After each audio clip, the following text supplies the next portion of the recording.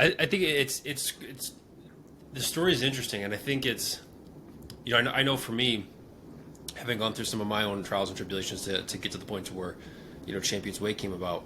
It's interesting if you don't mind me asking, like what were some like moments where you look back and you were like, I know you said you were like slugging Red Bulls, drinking coffee, smoking cigarettes. What was like the moment you were like, this has to change?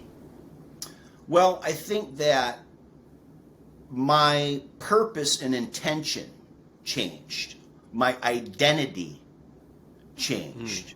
And I'll repeat that. My identity changed, right? So I grew up in blue collar America, right? Where you worked, you got an hourly rate, you got a pension, you got benefits, and you just did that every day. You woke up and you went, and however many hours you put in, you made, and then what did you do?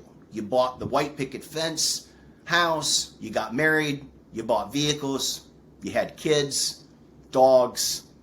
It was like the American dream. So I chased it. I chased it. I mean, I went through a lot of crap growing up, and not to get into detail, but it was like, think about cops, meeting some wacky story about rural America, and it was just like, it was craziness growing up. What I buried all of that until my mid 30s, I buried all that with performance. I buried all that with being a professional. Like I told you, I was in corporate America, so my idea was to get in and move up through the ranks as fast as I could. Chase that dollar. I was that go-to VP guy, like, hey, Clinton, you want to move to Michigan? Or you want to move to here or there? You want to go to the other coast? Yeah, man, let's go. Selfishly, right? That's what I did. So what happened was my daughter was born.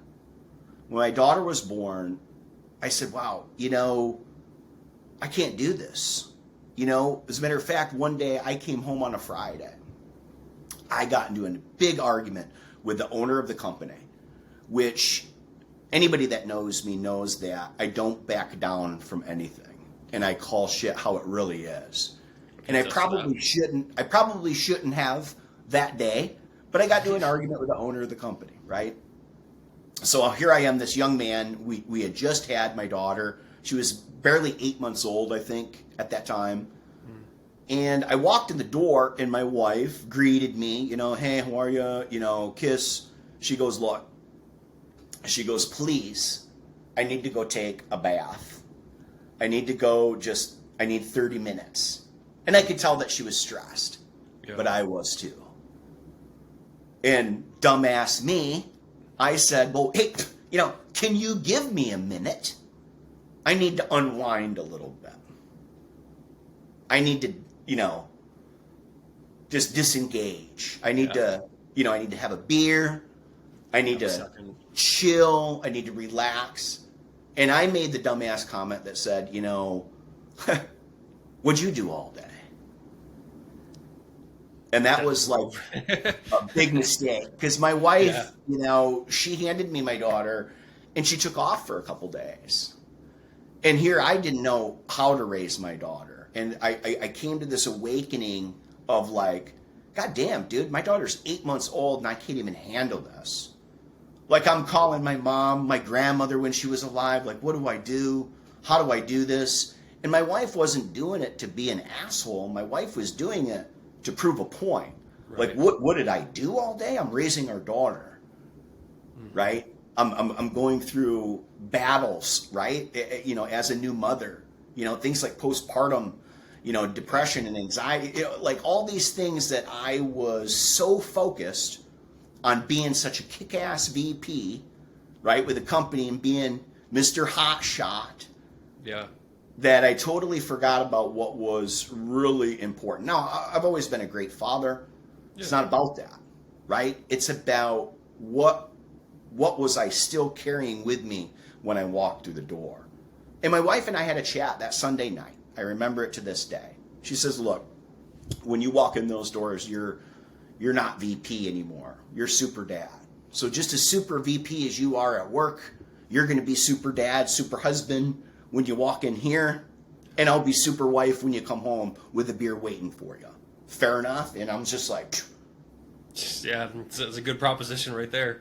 done deal. But it woke me up, Sam. It was a provoking moment in my life that got me to get my head wrapped around. From that day forward, I went and I walked in, and it's almost, there was this naive thought pattern that was going through my head that just bursted that bubble.